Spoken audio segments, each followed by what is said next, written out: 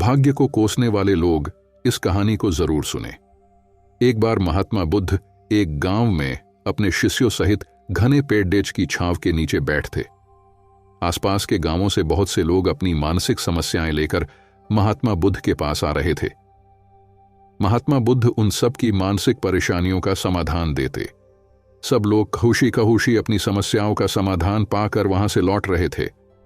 वहीं से कुछ दूर बैठा लोगों को बुद्ध के पास जाते देख एक दुखी भिखारी अपने भाग्य को कोसता हुआ यही सोचने लगा कि अभी कुछ देर पहले तो ये लोग दुखी मन से मुंह लटकाए उन महात्मा के पास गए थे, और अब इतना खुश होकर कैसे वापस लौट रहे हैं। आखिर माजरा क्या है, जरा मैं भी जाकर देखूं कि वो महात्मा ऐसा कौन सा खजाना बांट रहा है इन लोगों को।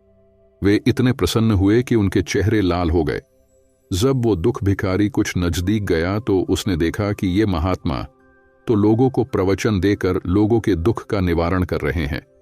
यह देखकर भिखारी के मन में भी तीव्र इच्छा हुई कि क्यों न मैं भी इन महात्मा को अपना दुख बताऊं, मुझे भी अपने दुख का समाधान अवश्य मिलेगा। बस फिर क्या था, समाधान पाने की लालसा लिए भिखारी महात्मा बुद्ध के सामने पहुंचा और हाथ जोड़कर प्रणाम करते हुए बोला, आप बहुत अज्ञानी हैं, क्योंकि आप अभी तक इस भ्रम में जी रहे हो कि तुम्हारे पास कुछ नहीं, जबकि दूसरों को कुछ देने के लिए तुम्हारे पास बहुत कुछ है।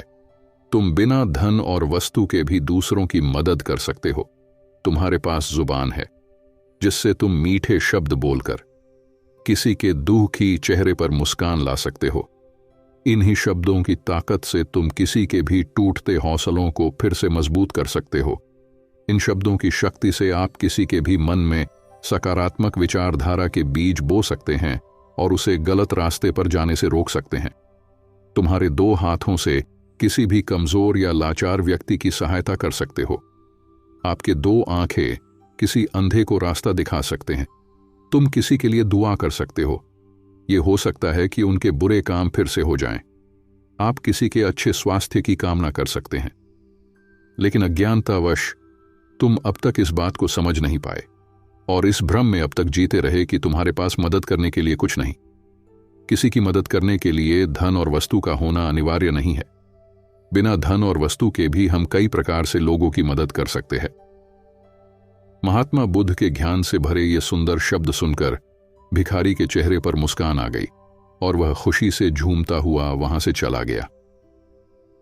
इस बुद्ध मॉरल स्टोरी से हमने क्या सीखा? दोस्तों, महात्मा बुद्ध की इन बातों से बहुत कुछ सीखा गया। आजकल बहुत से लोग यह सोचकर दुखी होते हैं कि मेरे पास ये नहीं है, बल्कि जो आपके पास है उसी में संतुष्ट रहना सीखें और बिना मतलब के लोगों की मदद करें। इन्हीं से आपको परम सुख की प्राप्ति होगी।